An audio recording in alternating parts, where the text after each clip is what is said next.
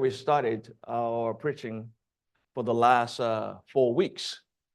And as we going through it last time, we understand that we were at the gate, and we have talked about the prophecy in the gate by us having to know Jesus, even in the city four square, will have 12 gates to receive his people, and those gates will not be closed.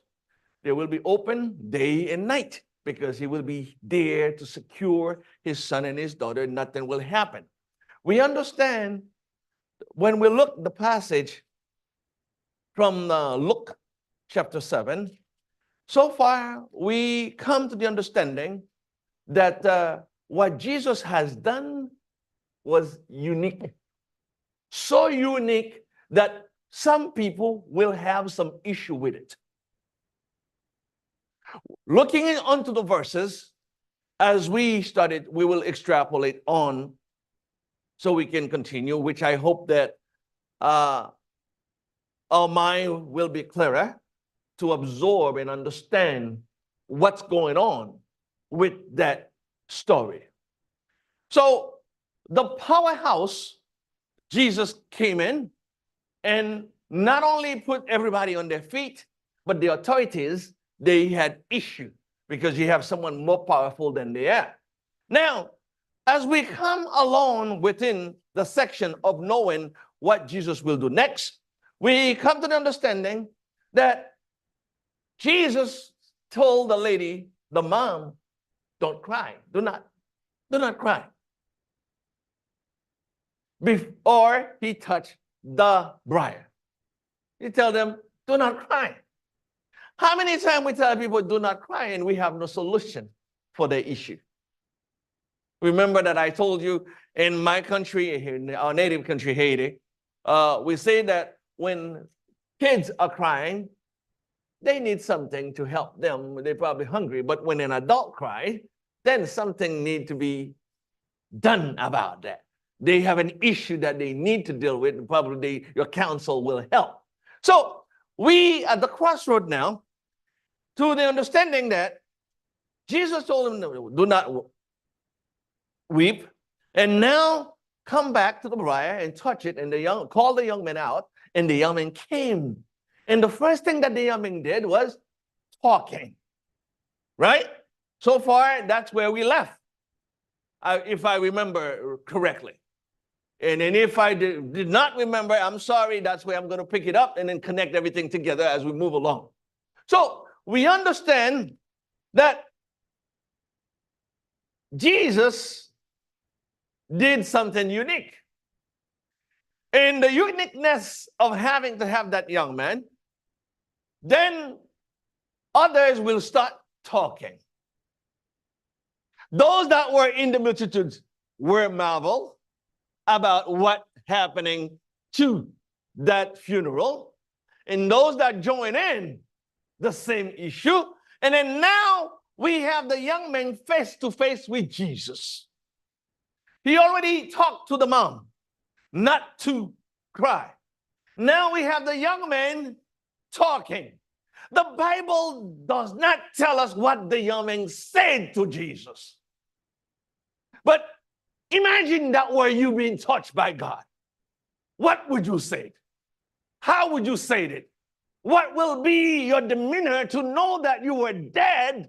Now you know that you are dead, and then you'll understand that that was paramount, that you're going to become dust, and then you get back life. How would you answer to that? What word would you use?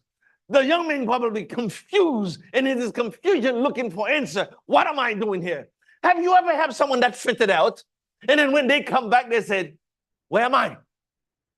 Or someone got into an accident, and then they are in the hospital. They will ask them a question, where do you think you are? Where are you? And they may not know. It takes time to figure out their place where they are. Well, the thing about the young man, he was not yet to get to the cemetery. He was not yet to get to the cemetery when he met the powerhouse that changed his life forever.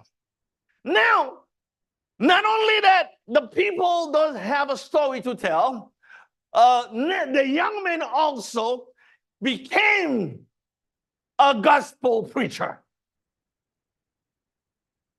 The young man became a gospel preacher because he lived it in his flesh. And he found out who Jesus is because that person is the one that gave me life.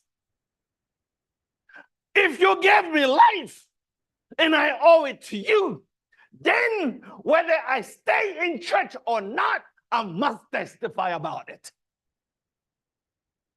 The Bible does not tell us if the young man started to follow Jesus afterward. We don't have this in the Bible. I am reading in between the line and trying to put the story together. What would have I done if this miracle came true for me in my life? A lot would have done. People would want to know, is it him that was dead? Is it him that Jesus raised up in front of the gate? People would want to talk to him. What would you say to those people? It would be the testimony of his life that he was dead, but Jesus called him and he could hear the voice and stood up. What we understand as far as the picture that we have, we understand that those that were marveling about what Jesus has done, a lot of them now are in fear. They become fearful of what Jesus has done. You see, the first time that Moses met Jesus, he was confused in the fire until that he heard the voice, take out your shoes. Now, Moses in his continuity, in the relationship that he started to have with God, has to meet with him often in the mountain. And in the mountain, you have the people down, they listen to the voice and the thunders and all this stuff. They feared the voice of God. So fear that they came when Moses came, do not let him talk to me, you talk to us. So the disciples the same, Jesus called them, they went fishing, they could not fish anything for the night. He showed up after the resurrection, and then what happened? He said, throw it aside. Then what happened? So much so that they caught so much fish, then when they come out, they fear.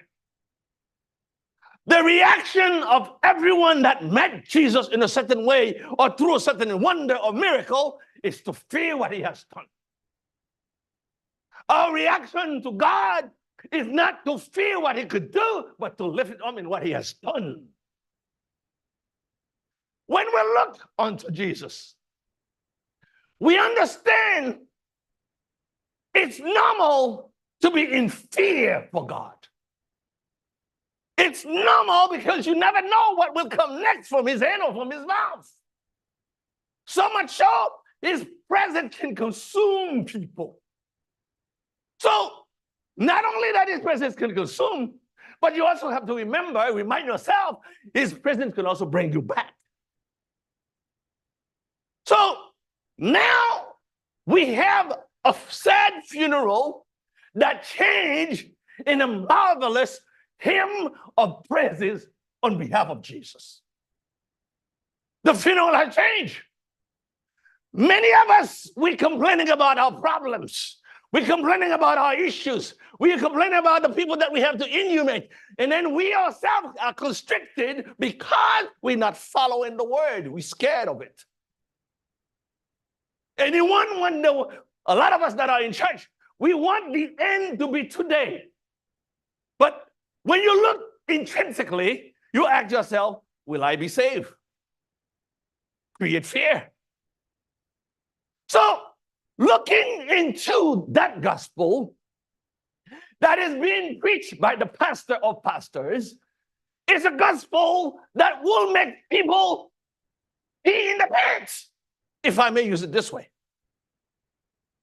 So much wonder, so much power, so much knowledge is displayed unto a multitude. When we look unto it, we understand the painting of the gospel. The dead person sat down, now begin to speak. And Jesus delivered him to who? To his mom. It was not a boy. What does that mean, to deliver it to his mom? Another word, he's your son that was dead, now he's alive. And I give you your son back. Now that you have your son back, I had told you not to weep. The secret is not secret anymore.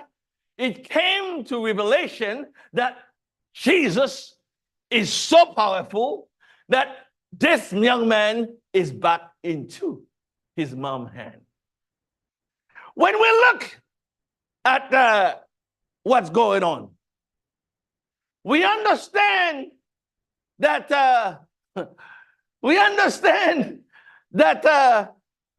Jesus is the kind of person that you would want to have a relationship at all times. The problem for that woman was very big and could not carry it. The showing up of Jesus showed that the problem was very small. It was not that big at all. There is a thought that I read. Don't complain about how big is your problem. See how big is God through your problem. That I've read. I didn't see the name of the person that under it, but the thought was a very great thought.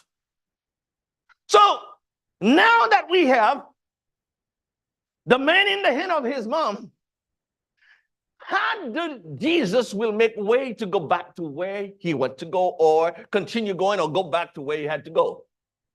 Why am I asking that question? Because after such a miracle, you already have a dense multitude. Now, I don't know if it quadrupled, it got to be bigger. It got to be bigger because the city, the whole city now is started to come to know that what had happened to that young man. So everybody in the city, perhaps by now, as the young man leave home, they will come to visit just to check if that's true. We're looking into what's going on.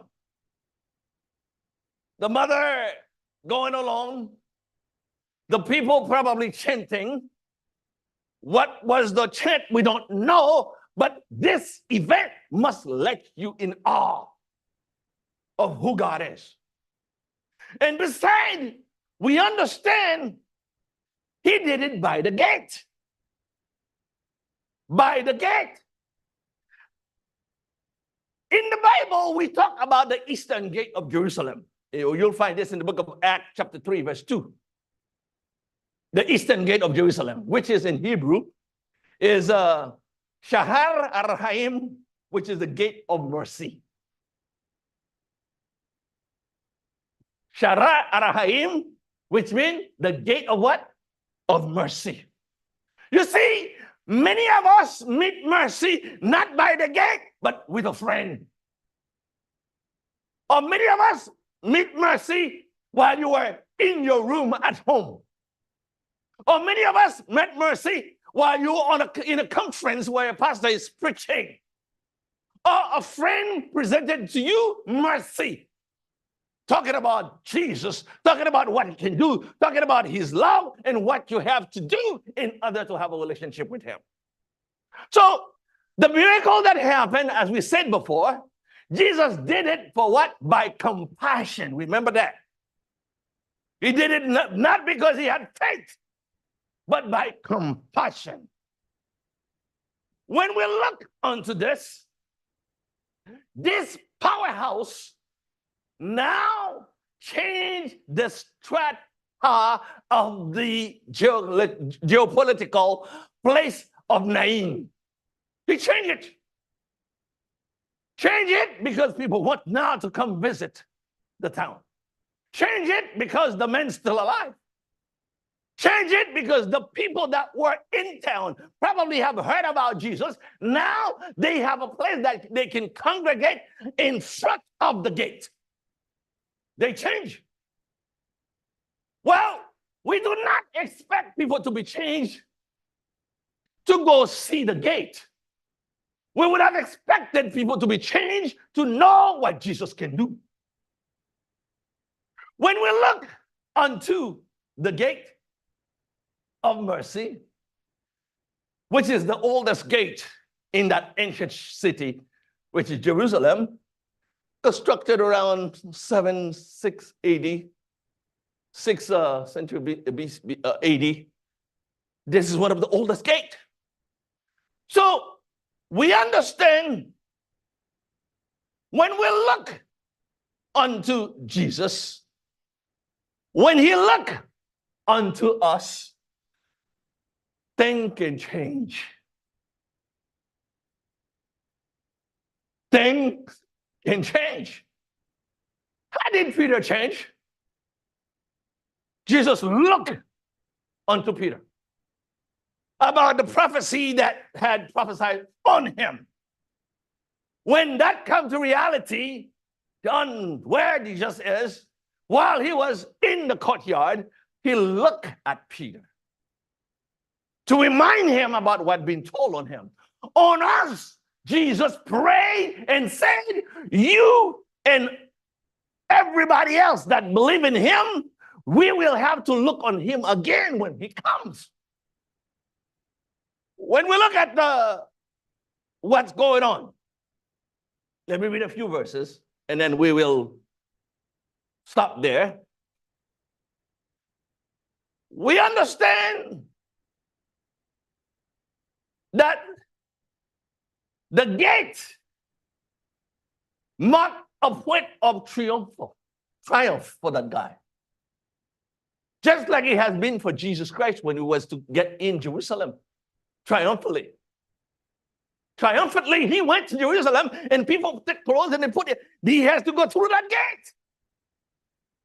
So, you and I, we're not in heaven yet. But we expect to see Jesus welcoming us through that gate. We understand as we look into that city, into the gate, into the people, the testimony that is going on around, people by now, even those that were not Christian, were testifying of the goodness of God. So, fear came into the people. Now the question, why fear? Why fear? The guy that was in the briar, in the casket, whichever way that they call it then, is alive. In my country, or those of you that have watched certain movie, they show you zombies. Right? Have you seen zombies? You see, when they walk? When we look into that, whether it's movie or reality of life, wherever that you may go, in Africa or in Haiti, the person that you have here is not a zombie. He's alive, talking to the master. So what we have to understand, the people fear what happened because of such power that being displayed. Instead of embracing the gospel, which is God, they fear because of his power. Paul in the book of Romans chapter 1 say the gospel is what? Is the power. Power that do what? That bring you into salvation. That day, the guy was not saved, but he was recruited to preach the gospel. Why do I say was not saved? Because it says Jesus did the miracle by compassion. So now that he came to know God, he has to get his affair together with Jesus Christ. Let me end. When we look onto what's going on, you must understand a story is not a story unless that is being taught or testified by the person who has lived it. If I have a story, soul saw it, and then went and tell someone, he does not have the same taste as if the one that have lived it to tell it to you. They're not the same. If Elder Jackson has a story, he tell it to you, and then you go and tell it to someone else, he doesn't have the same flavor because he didn't live it.